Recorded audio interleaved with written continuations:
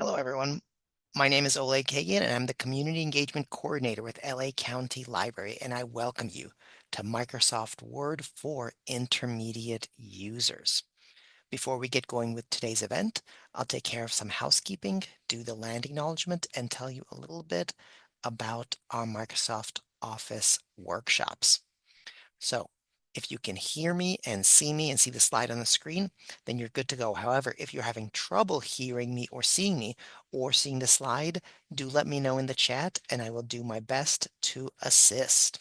If you'd like to listen to this presentation on the phone, you can do that by calling 1-669-900-6833 and using the access code 898 4511 1856 and the passcode 123123. I'm getting notices in the chat that folks can hear me and see me. Thank you very much for the confirmation. Additionally, automated closed captioning is available on Zoom in case you'd like to read along with the presentation. To enable that, you would press the little CC button in your Zoom window. You may have noticed that the mics and videos for attendees of the program have been disabled, and that's so that everyone can focus on our presenter, Savannah, for today. We do, however, welcome your questions and comments. Questions can go in the Q&A box. That's the one with what does that look like? One speech bubble? I keep forgetting, one or two speech bubble. It's the one that has the questions in it. And then the comments can go in the chat. I prefer the questions in the Q&A just because the chat sometimes moves pretty fast for us because a lot of people message us with comments and I don't want to miss your questions. So by all means, put your questions at any time in the chat. And just so you know, this presentation is being recorded. So if you miss anything, have no fear. We will send you a video of the presentation afterward in a follow-up email so you can review it at your leisure. All right, now it is time for the land acknowledgement. The County of Los Angeles recognizes that we occupy land originally and still inhabited and cared for by the Tongva, Tataviam, Serrano-Kich, and Chumash peoples. We honor and pay respect to their elders and descendants, past, present, and emerging, as they continue their stewardship of these lands and waters. We acknowledge that settler colonization resulted in land seizure, disease, subjugation, slavery, relocation, broken promises, genocide, and multi-generational trauma. This acknowledgement demonstrates our responsibility and commitment to truth, healing, and reconciliation, and to elevating the stories, culture, and community of the original inhabitants of Los Angeles County. We are grateful to have the opportunity to live and work on these ancestral lands.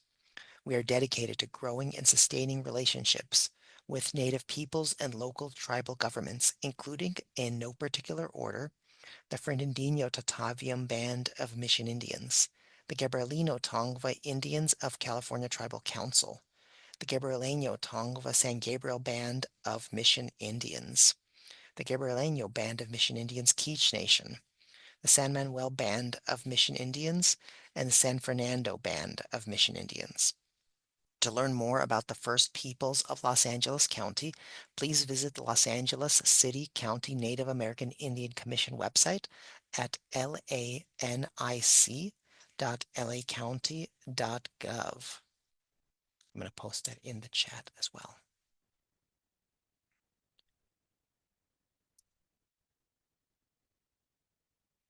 All right.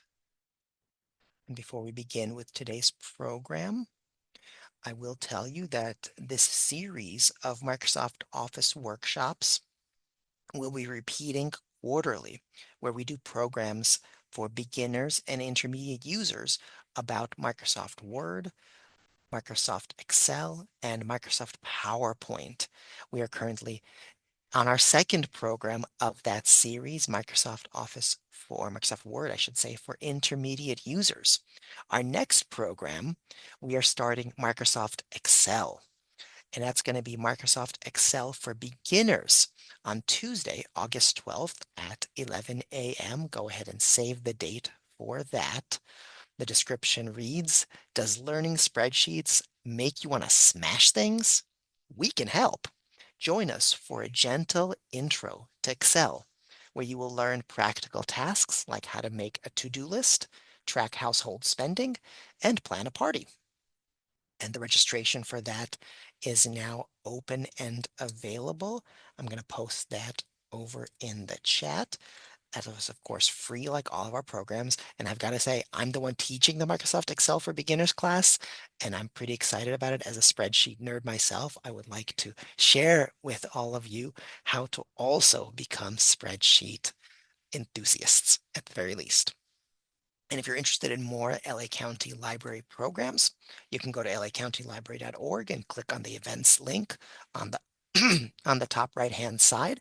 If you're only interested in virtual programs like this one, you just hover over that events link, get the little virtual programming drop-down, click on that, and see all our Zoom events.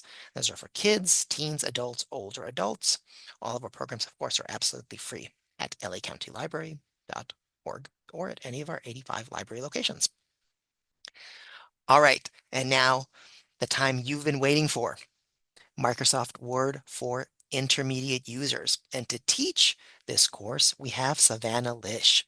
Savannah is one of our MakeMo librarians. MakeMo stands for Maker Mobile, which means she drives a colorful van all over LA County doing STEAM, science, technology, engineering, arts, and math programs for people of all ages, 5 through 99 and above.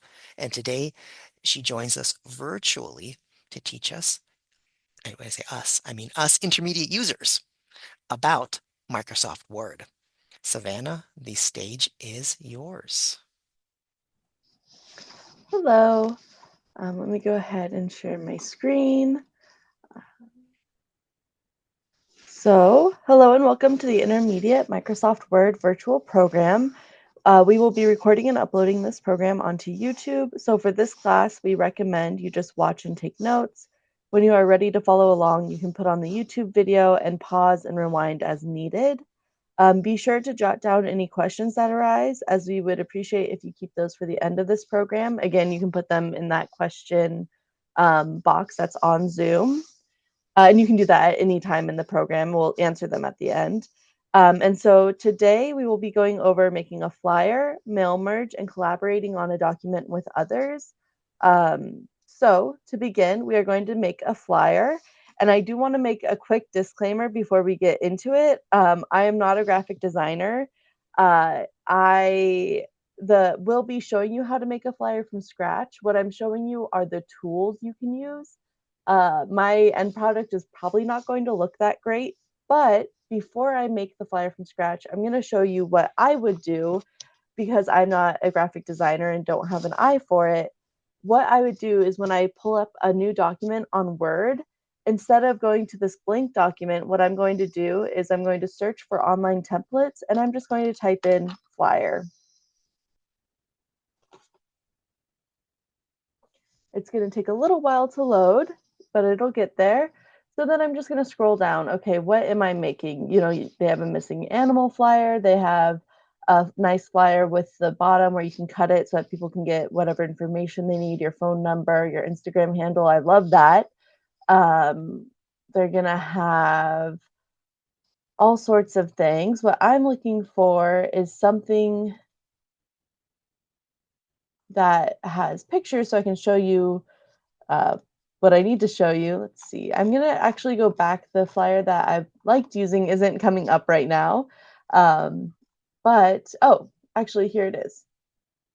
So what you're going to do, so what I did is I clicked on this, and then it came up. So then I click create, and now it'll open up. So what we can do is we can double click into the words to change it. So you know, whatever you want it to say, you just double click and change it. Now, On a one pager, obviously that would change the whole thing. Since this has 4 little flyers per page, you do have to change everything manually. So I would recommend doing one thing at a time. The other thing is that if you want to change the picture right here, you have to click directly on the picture. So I'm going to right click on the picture and it's going to come up change picture. So you can choose a picture from this device. That's if you have a personal like photograph saved to your computer. From mobile device, that's if you have a phone with the same Microsoft Office login. You will be able to get it from your phone onto this picture or a tablet. From stock images, which I'll show you right now. So stock images are things that you can use free use. So you can just use them to your heart's content. Let's just do IT and see if something comes up. Okay, so I wrote IT, nothing came up. So I'm going to write fixing computer. It has this picture. You can change it, like just see if, okay, this maybe would be more what you want. This, if you're saying that you're an IT professional. And then you can also change pictures. So that's a stock image, which you can use for any of the flyers that you'd be making.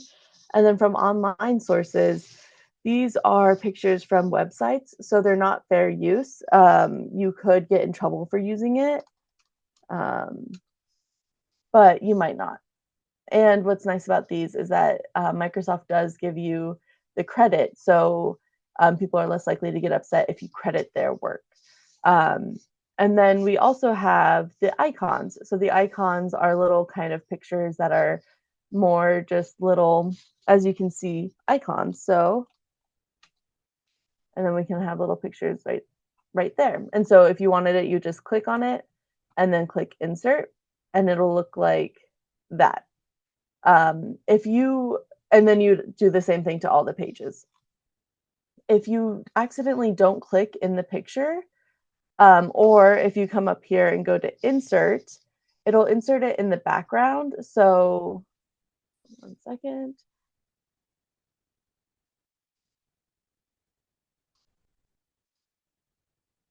So if you insert it, it'll go in the back. So that is not what we want. We want it to be just this picture right here, because this will be shared between 2 different flyers, which we don't want. So you always want to make sure that you're right clicking into the picture that you want to change, and then you're going to change picture, and that's how it will have it be in the right area. So that's how you do the flyer inserts, or if you come from a template. What I'm going to show you now is how to make it from scratch. So the number one, or there's 2 most important tabs on the ribbon that we will be using. The ribbon is how you control everything. Layout is the first. So you can absolutely make a flyer that is a portrait orientation. I personally like to do landscape if I'm like posting this up somewhere. So I'm going to come to orientation. Oh.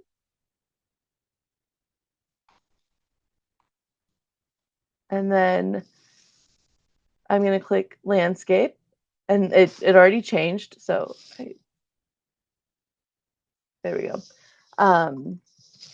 So I just find landscapes a little more eye-catching, especially if you're like, if it's a lost animal sign or something that you're posting on a post somewhere. I just think it's a little bit more eye-catching. So I'm going to go orientation.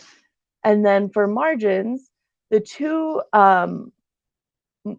margins I would use most likely are mirrored, which are like what I showed earlier with the 4. A mirrored only has 2. So if you're making smaller flyers to put on a desk that people can pick up, little handouts, that's what I would use.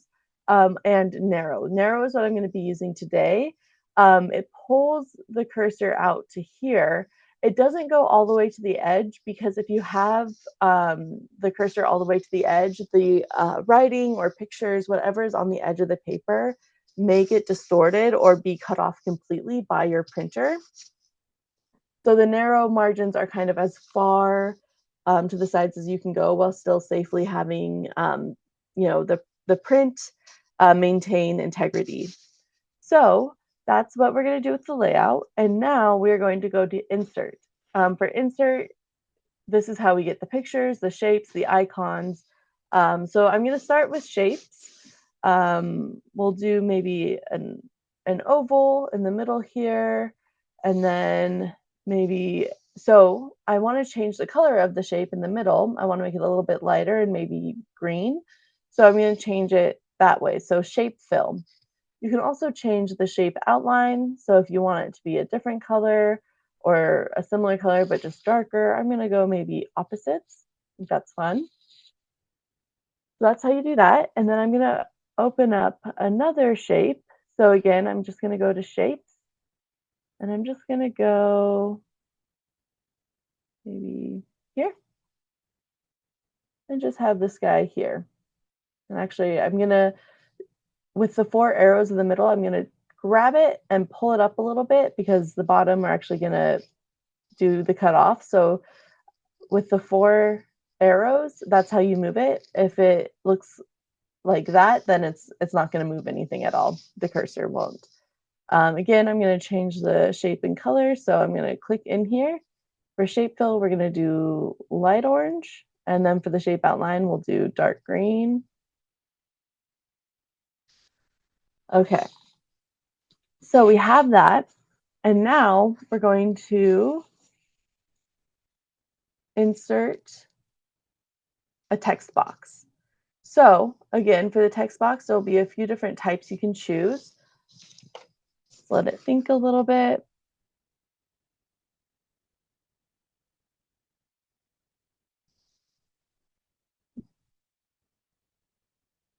Okay, so I'm going to choose simple text box, but as you can see, there are a ton of different choices. I like simple because sometimes it's nice just to have things be simple.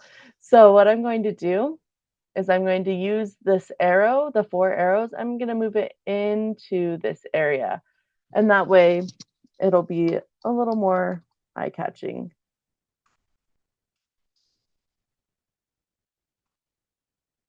And then I'm going to go to the Home tab and make it a little bit bigger. There we go. And again, if we go to Insert,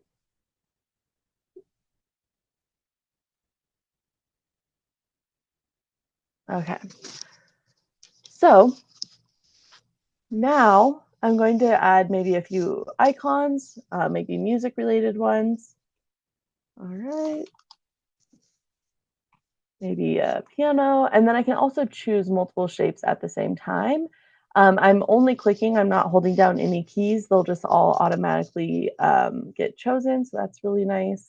And then if I want to unchoose something, like I have these filled in icons and I have this kind of open one, I'll just click it again and it will unselect. So I'll just insert these 3.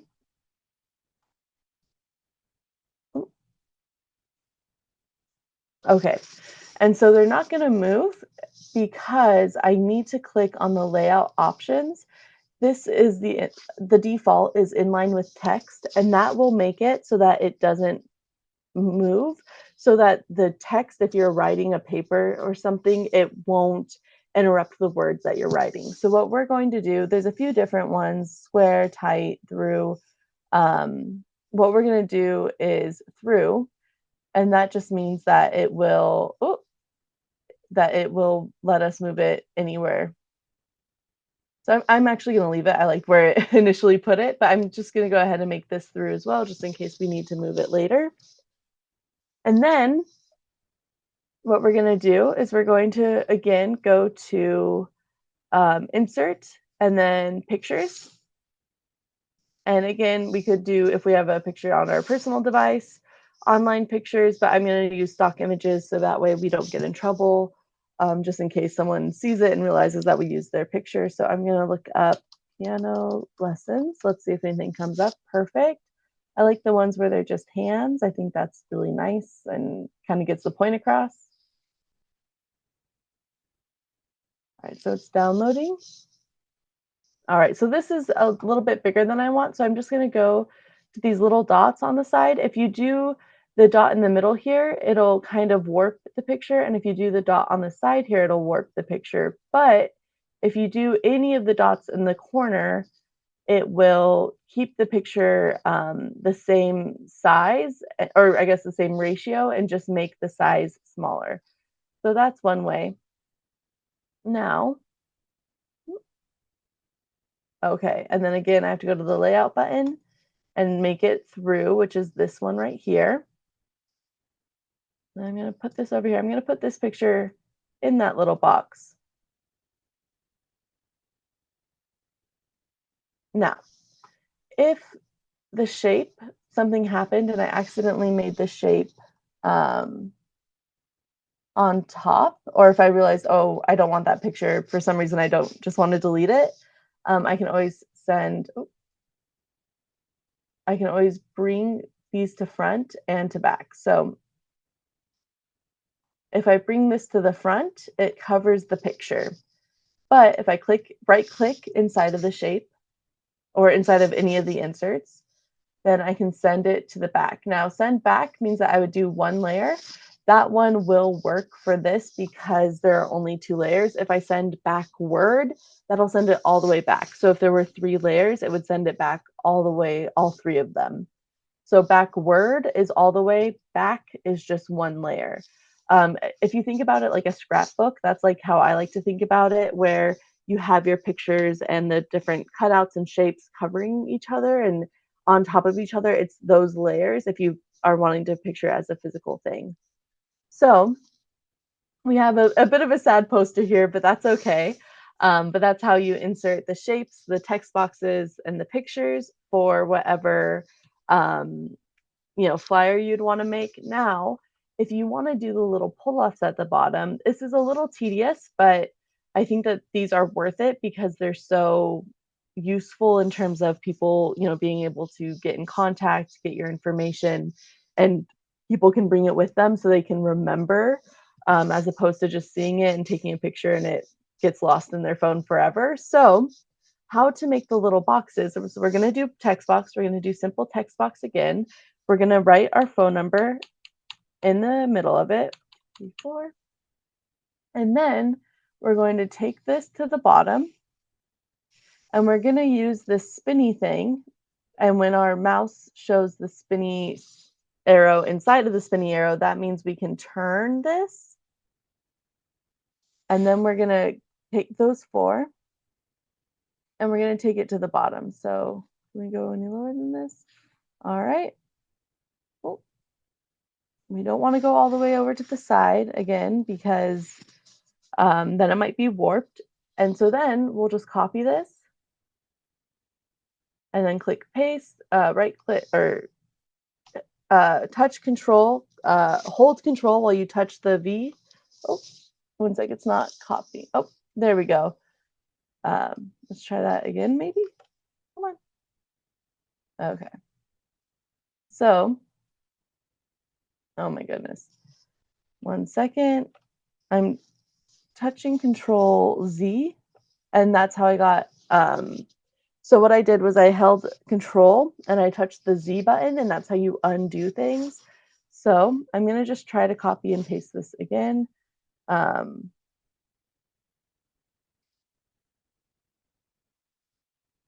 It's not letting me copy. Let's see. Okay, there we go. Okay, so 1 sec. I think my computer is freezing up a little bit. Okay, there we go. So we'll just try to. Oh.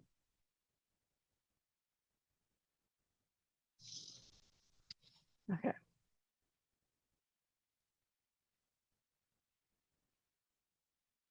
I'm just trying to let it. It's not letting me click in there. There we go.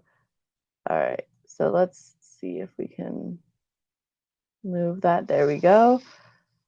I think it just maybe. I don't know what just happened, but it's working now. So, or it was here. Oh, come on.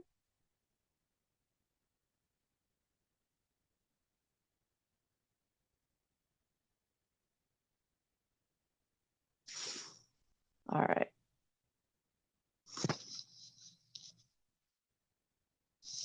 Just gonna Control Z. We're just gonna restart it. Okay. So let's see if I can right click in there. It's still not letting me copy. So let me just try to paste. So we want to paste with the paintbrush because that means keep formatting, and that's how you keep it like that. There we go. Come on. And then it should, when the arrows are like that, it should let me move this. Oh, so that, there we go.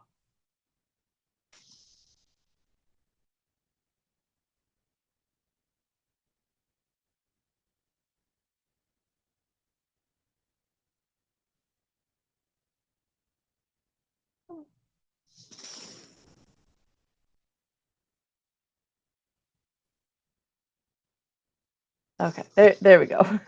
So what you would do is you would just copy and paste until you get to the edge. Unfortunately, you do have to do them one at a time, but usually it works a little better than it just did there. I'm kind of wondering if opening up a template and then closing it kind of freaked out Word a little bit. But that is kind of the tools of how to make a flyer. Obviously, you would probably want to make it a little bit cleaner, a little bit more professional looking. But if, like me, you're not a graphic designer, you can always download from the templates, the flyers, and just fill in the blanks and have it look really nice. Other people have already done the work for you, which is my favorite way to do things. Um, so that is how you make a flyer. We will now be moving on to mail merge. So let me close out of this, close out of this. Okay, so mail merge is used to automatically create the same letter to various people. As you will see, we will type in the information for the recipients up in the ribbon. And when we click the merge button, the blocks will become different information, but the body will stay the same. I'll show you what the blocks are once we get there. This type of letter is very useful for artists, small businesses, and holiday cards, as you can easily get the same information out to many different people via a personalized letter. So, to make a mail merge, you must use the desktop version of Microsoft Word. The online version doesn't have the mailings tab, which we will go to now, right here. Uh, From here, we will click the Start Mail Merge button. You can choose a few different things. As you can see, we're going to stick with letters today. Also, yes, so we will start with letters. Okay, so we will click the Recipients button, select Recipients, and we're just going to type a new list. So for title, you can do Mr., Miss, Mrs., whatever you want. I'm going to skip that because I'm just pretending like I'm an artist, a musician. So I'm probably not going to be referring to people as like Mr. Doe or anything like that. Um, so the address, and for the company name, you can put their company name, address, line. We'll start with the street address, and then if they live in an apartment, city,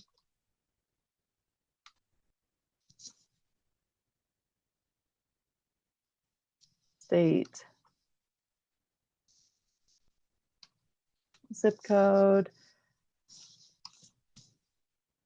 and then if they have the home phone, work phone, email address. And what's cool is you can also sort them once you have multiple in there. So for home phone, let's just say, and then if you had their email address, you could now. So we have all the information that we have filled in. You do want to double check, triple check that you have the information correct. And then we'll click new entry. So this is for maybe, Vera Lang.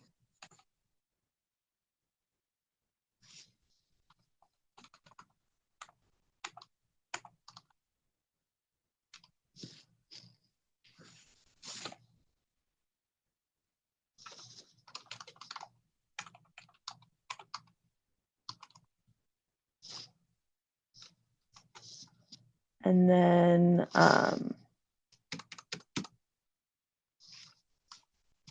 And let's say you make another new entry and you realize, you know, that maybe it's the same person, right? John has signed up for this twice. What you would do is you would just click it and then delete the entry. Delete this entry. And the way we know it's this entry that's being deleted is that it's highlighted. If these were highlighted, if all three of them were, we wouldn't want to do that. It's only the one that's highlighted in blue. And so then we'll say, yes, delete that entry. And then we just have these two. So I'm going to go ahead and click OK. And then it wants me to save this, right? So I'm just going to save it as address example. I'm going to go ahead and save it as the same name.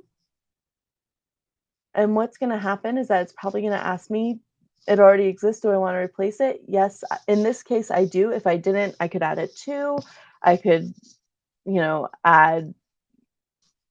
I think adding a 2 would be the best idea, but I'm just going to go ahead and replace it. So now what we're going to do, so select recipients, use an existing list. So it's that same button. So we already typed a new list. So we're using the existing list that we just created. And we're just going to go ahead and click, we named it address example. So that's the one we're going to use, open. And now what we're going to do is we're just going to click address block. So it asks us what we want it to do. Do we want just the first name? Do we want, Mr. Josh Randall? We didn't put Mr. and Mrs., so it looked pretty much the same.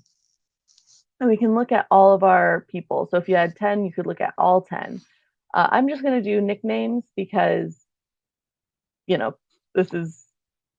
that's probably what I would do in real life. So I'm going to go ahead and click OK. And it should, okay. And so now what we're going to do,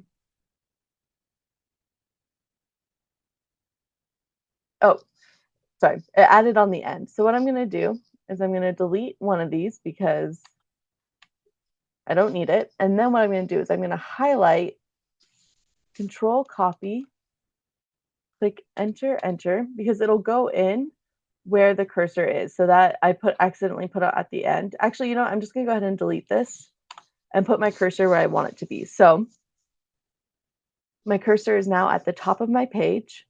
I'm going to click the home button and I'm going to click the right orientation button, align right button. That will put the address where I would want it to be, right? Oh, okay. So it still put it at the bottom. Let's delete that. Okay. So that is now where we want it to be. I'm going to click enter again, and I'm going to click the home tab again, and I'm going to align left. Go back to the mailings tab, and then I'm going to do the greeting line. So do I want it to be dear, to, or none? I'm going to do dear. And then I'm going to do, again, just their first name. Keep it casual, keep it nice. And then you can do a colon, a comma, or none. I like a comma. And then this one's really important. So if you're missing a name or if there's an invalid name, what do you want it to say? Dear sir or madam, to whom it may concern. I'm going to go ahead and do none, just because what I'm writing is pretty casual. So I'm going to go ahead and click OK. And then the greeting line is right up here. So whatever buttons you click, that where the cursor is where it'll go. So just make sure that you have that right if your letter is pre-written. So now that I'm done, what you can do is you can click the check for errors button. So you just do OK. And it looks like there's nothing wrong, and they'll be on the same page. And then, so this is a new tab now. So this is our letter, the mail merge that we just made. You can see it's the same body. The address is up here where we wanted it. The name is here. It's good to go. And you can see that the computer did not flag any errors. My eyeball is not flagging any errors. It looks like it's good to go. But you can also check for errors. You can do edit individual documents. So you click all. If you did not want to do all, you could do from, like if you had 10 different pages, you could do from pages 3 to 4 or something of that nature. Again, it looks exactly the same if you click that button. So let me go ahead and just click out of that. Save. So the check for errors and the edit individual documents, they pull up the same pages. I believe that the check for errors, the computer actually looks for the issues. Whereas with this one, it's just that you can double check with this button here under the finish and merge. But when you're ready to go, so you can either from here, you can click File, Print, and then print from here, and it'll print both pages. Or you can click print documents from here, and it'll print the same pages. So again, I want to print all my pages. If I didn't, I would do from blank to blank, and I would do, if you just want to do one page, you could do from 1 to 1.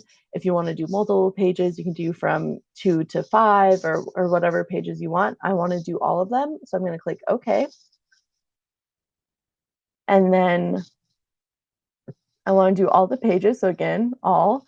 And then I would do number of copies, however many copies you want, and then you just click OK and it'll print.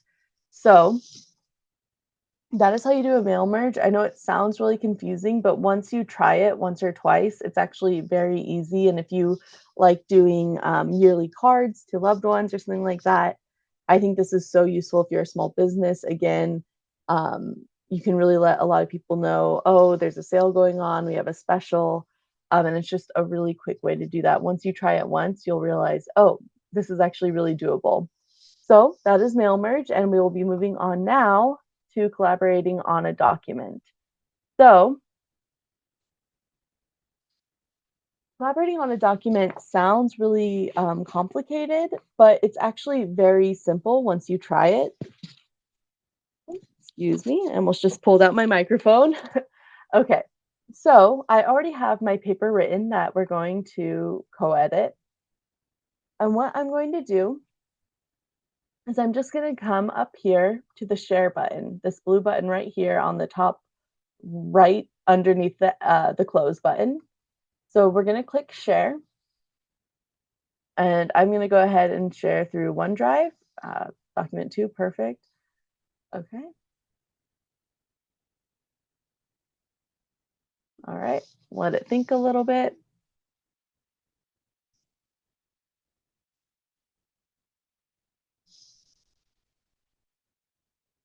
Okay, so here I'm going to add in my email. So there we go.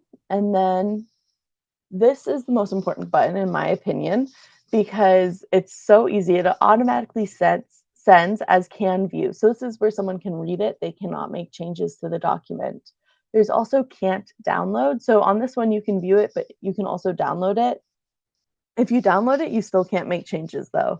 And then this one, you also cannot download at all. So like they wouldn't be able to print it or anything like that. I really like can review and can edit. So can review would be if you want people to be able to read your paper and then off to the side write, hey, I think you should change this sentence. Hey, this grammar doesn't seem right. You know, you've used this word a lot, those kinds of edits that maybe I like using can review if I'm sending it to someone where I'm asking for content and editing, like, you know, does this make sense? Am I using the same words too often? Can review is really nice because then they won't have the temptation to go in and just change it, but they can only recommend changes. So that way your voice and integrity won't be um, made questionable. And then we have can edit. So can edit is perfect if you're working in a group on a group project, if you are maybe working on a family thing, again with holiday letters, if your whole family writes it together, can edit is perfect. Or if rather than content editing, they're doing like grammar editing, spell checks, can edit could be useful for that. If you're like, yeah, just that's not supposed to be a comma, just put a period, it's fine. So those are the two that I usually send it as, is can review or can edit. So I'm going to do can edit for myself. And then also always be sure to add a message, even if people are expecting this paper. It's just nice to say, hello, this is the paper for us to collaborate on. And that way they just have a better understanding of what you're sending them. Okay, so I'm going to go ahead and click send. And okay, so I've invited myself. It's perfect. I just heard my mail sound ding. And so as you can see here, my cursor is at the very bottom.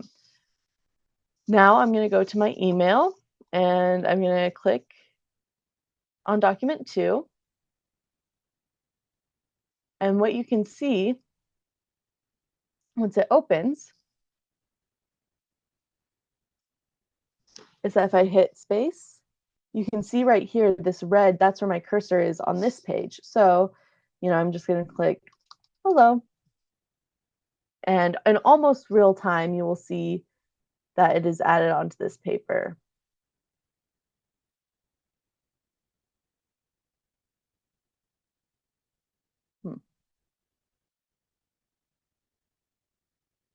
There we go. So it does take a few seconds. Also, on collaborations, I cannot work on the same tab. So if someone's changing, or excuse me, on the same line. So if someone is changing this line right here on theirs, I will not be able to change it over here. And that's just a fail-safe that Microsoft has put in so that it's easier to use. But as you can see, when I come up here, you can see my cursor over here. So I am actively typing on my web page now, and you can see it on my document. It will add in. So, and again, it's mostly real time. Sometimes it's a little bit. Sorry, I just pulled off my microphone. Sometimes it's a little bit slow, but it's still really great. So as you can see, we're both, or I guess it's only me, but both aspects of my Word are editing, and you can see the cursors on each other's screens. And if you have multiple people, so if you have like 3, 4, 5 people, they'll all have different colored cursors. The reason both of my cursors are red is because Microsoft knows that I'm the same person, so they have assigned me as red. But some people are pink, some will be purple, green, and so it's really easy to see who's doing what when you're working with a lot of people. So that is how it looks when you collaborate. And then I can even go, and so I'll delete the hello I wrote, and then I can also go, I should be able to delete how are you, because I'm not actively typing on the web page. So it'll let me override. Now, so that is how co-editing looks. And so we can also, though, if you're looking at things and you want to see, okay, like what have people been doing? Whoa, this paper has changed so much. It's too much. I can't believe this. What you can do is you can track changes. So you can track it for everyone or for just yourself. You can also track changes. This is like when you're writing a personal, when you're just working with something yourself, that's how you would track what changes you make. And so, but again, you can also look at what everyone else has done. If someone has been recommending you things, it'll there'll be a little like symbol, and you will see that, and then you can accept, move to the next, accept all changes, and stop tracking. I would do accept and move to the next. I wouldn't accept all changes until I see them all. And then you can also reject and move to the next. And then you can also look at previous and next recommendations here. So if you just want to look at it and see, that's how you would do that.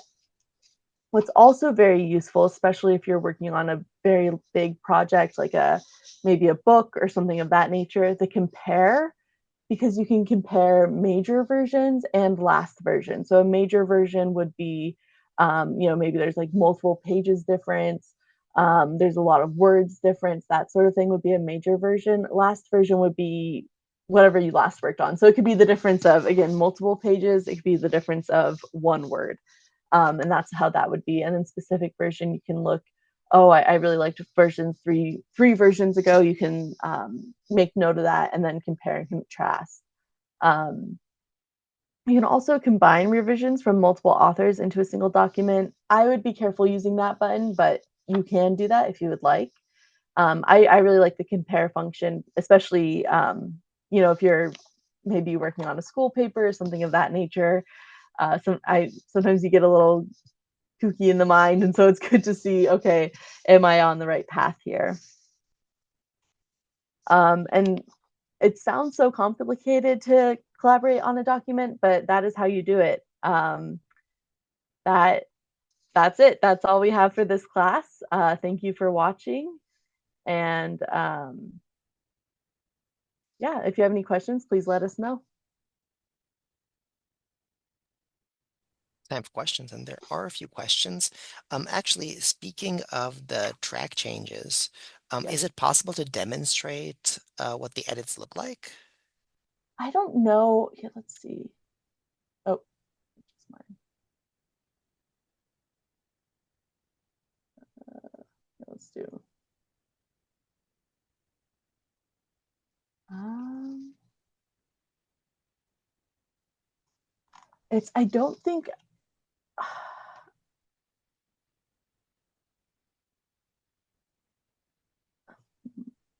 I don't think it's actively working because I don't think I made enough changes. Okay, Yeah, so I think yeah. what you have to do, I didn't realize this.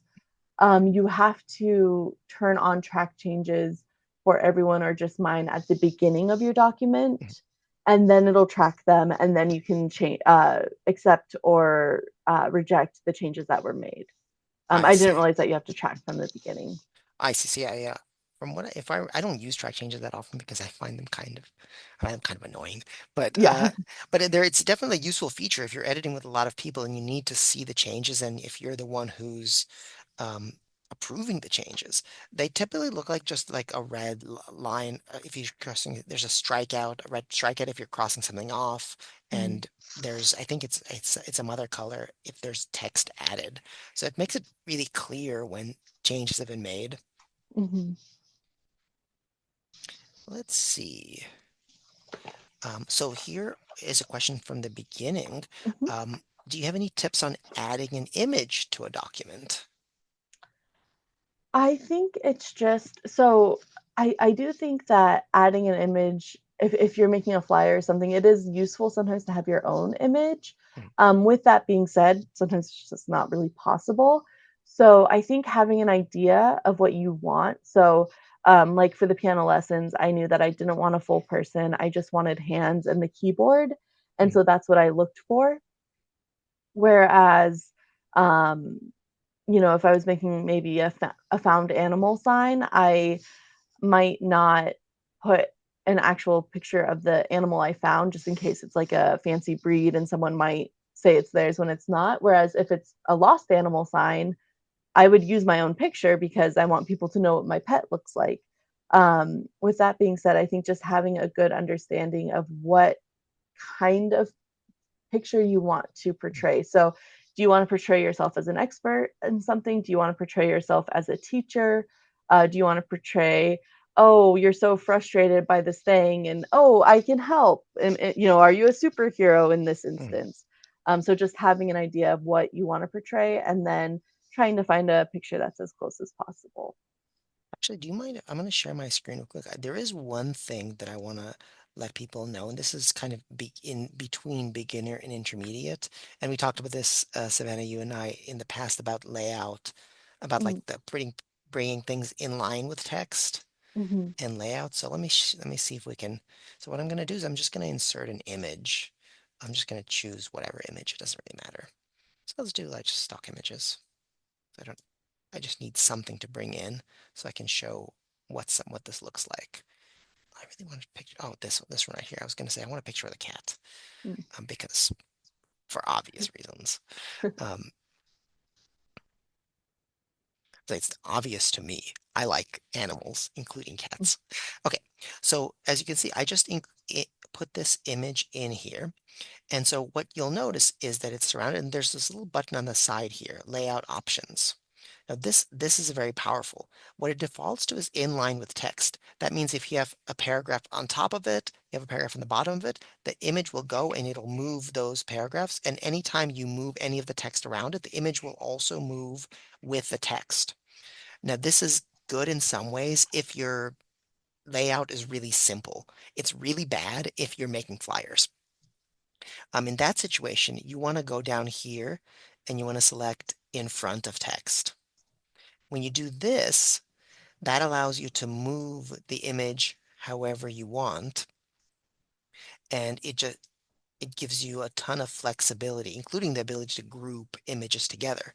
So if we want two cats, and we have these, we can select them. So I'm going to press the control button. You can also press the shift button. You see this little plus appeared? I'm going to press that, and I'm going to right click and do group. And now it's all together. Now I can move these together. Now, if the layout option, I'm going to ungroup it real quick. If the layout option is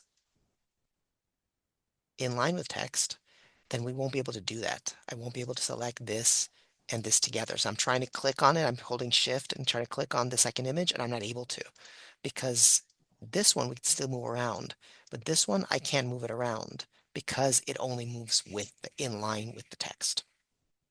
So that's something that it took me a while to fully comprehend the way the layout options work, but now I just kind of by default almost go to in front of text that way. Even if there is text, I can still move the image around and yeah.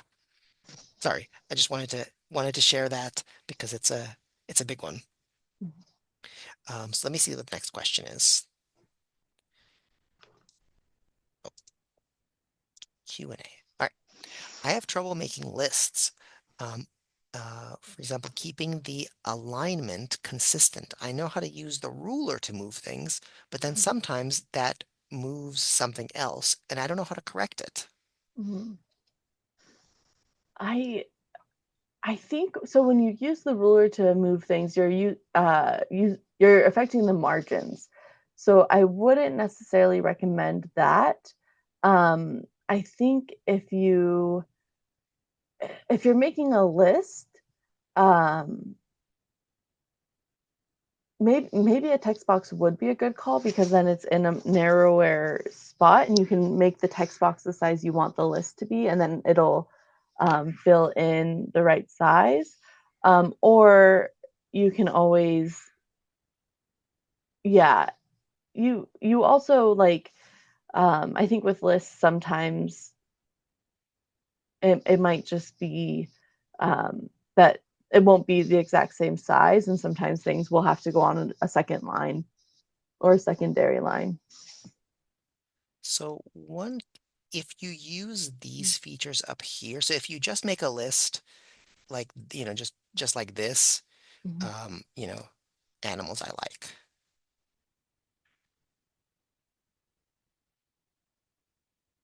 dogs, cats, snakes. So this, I mean, technically this is a list, but it's an unordered list, and the spacing can vary on this. We can make this, we can just select this and move this a little bit forward, and then, it's a list. But then our spacing becomes strange potentially if we need to move it back or something.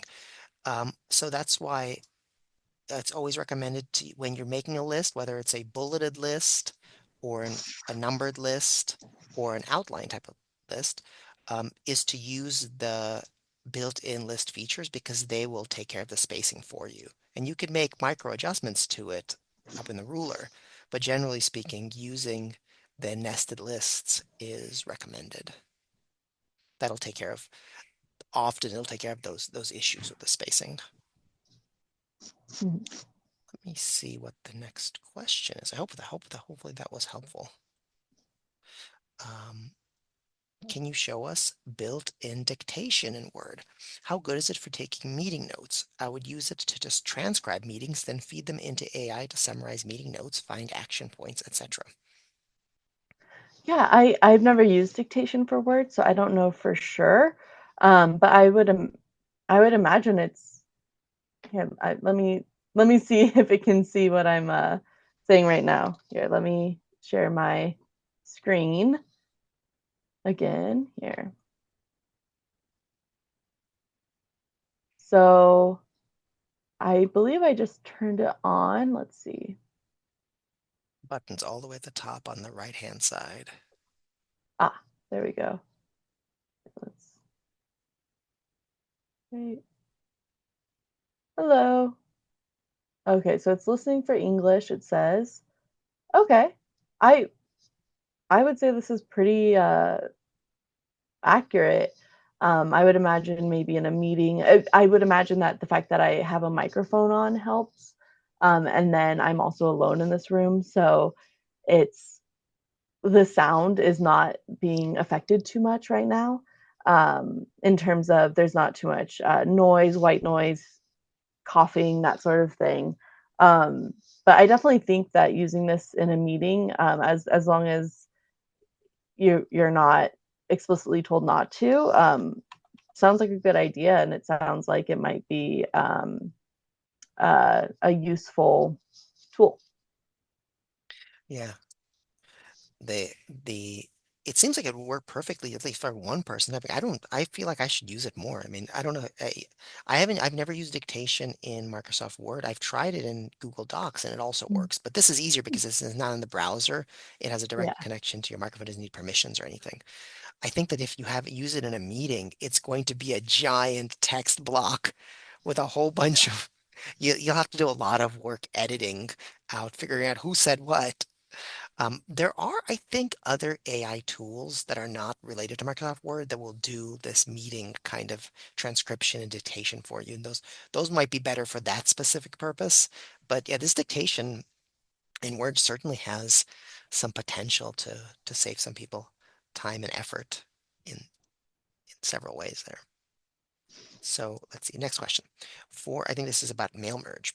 For address, how do you set it up if address two, like an apartment number, is missing data, so that the remaining data fields move up to keep it clean? Is it possible is it able to, if it doesn't have something in a field, like shift just things? shift it. Yes, yeah. So yeah, if there's no apartment, like if it's if you have some people who live in apartments, and so you have the apartment number, and some people who live in like houses and they don't have the apartment number, it totally knows and it just shifts it. And that's why it is also important to do the review and just make sure that the the differences in the addresses are intentional and not accidental. Mhm.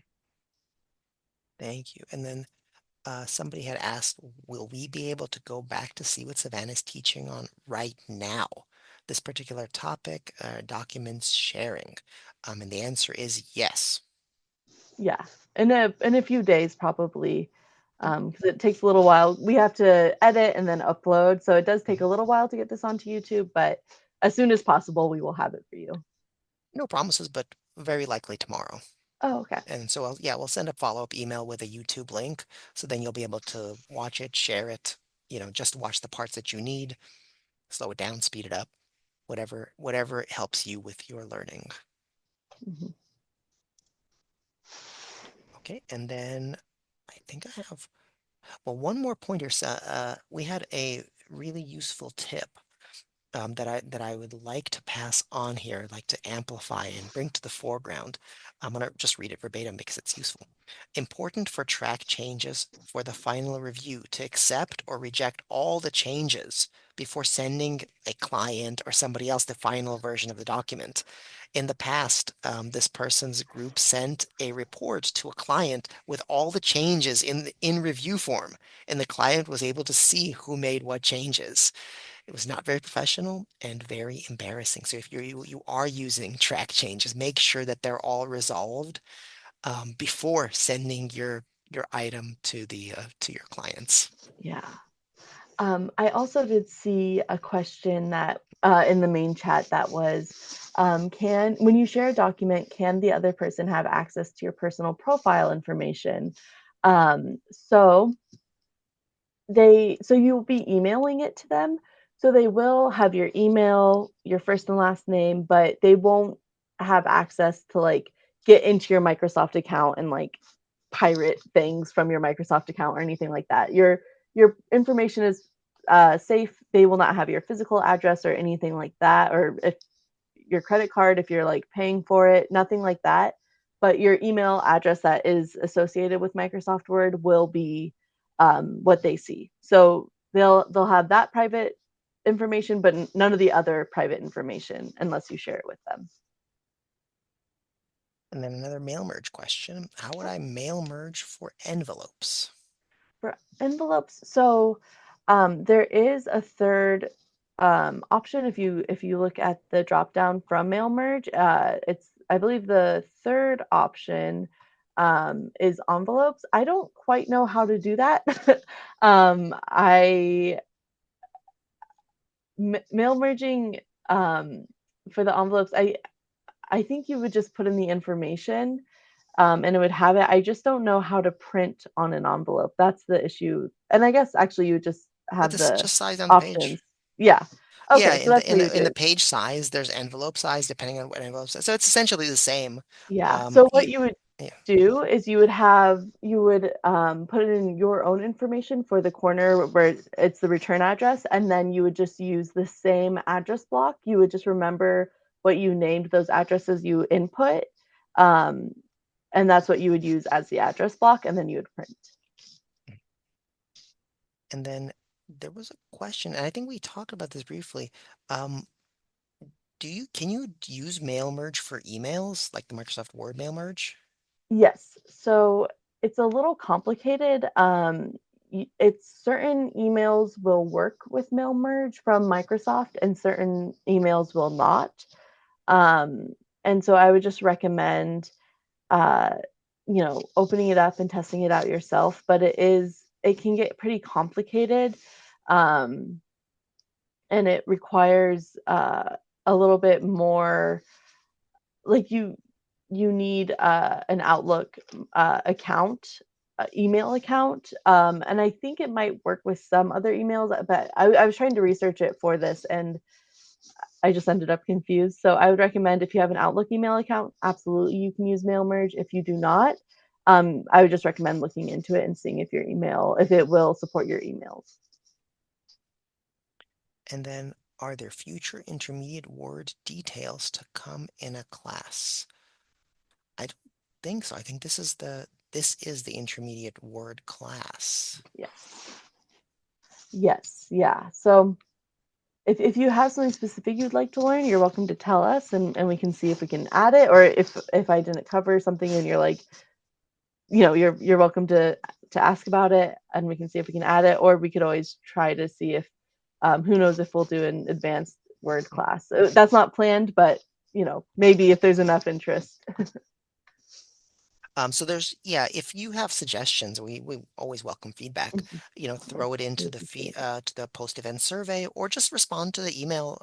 Just respond to the follow-up email. Um, you know, you can always feel free to email me. Um, how do we watch more YouTube classes on the library website? Oh, I love that question. That's a great question because there's so much available. Let me post a link in the chat to our digital literacy playlist. Now, this class and the other one aren't on there yet. Well, this one, obviously. The beginner class isn't on there yet, but I'm going to put it on there pretty soon. But we have a ton of other videos about Google Docs, Microsoft Word, and many, many other computer-related topics. Okay, so somebody talked about how do you use mail merge for emails. I think that's a deeper topic. I'll put a link it. to that. I'll see if I can find some tutorial for that and put it into the follow-up email. I'm not going to use mail merge for the follow-up email. Can you add? I think this probably is like I think we're at time. This will be the last question, and this is indeed the last question that I see here. Can you add custom fields in the recipient info for mail merge? Um, I don't believe you can. I think it's kind of set up in a in a more limited way. So that way, uh, I think it's just easier for the computer to handle if it's a little bit more limited. With that being said, I didn't use all the tabs. So there was like a company name tab. There was a title if it's like, Doctor, Mr., Mrs. There's also uh, home phone, work phone, and email. So I think most of what you would need for an address is covered there. But I don't believe you can add things. Thank you. Well, Savannah, thank you very much for this class. I learned a little bit. I'm sure that everybody that was here learned at least something that they could take away with them. Before we conclude, I do want to post a link to the post-event survey in the chat. It's a very short survey, but we very much appreciate you giving us your feedback on the class. Once again, thank you, Savannah, and thank you for all the folks out there who have asked us your questions, who have listened to our class, and hopefully you'll be back for Microsoft Excel for Beginners. Till next time.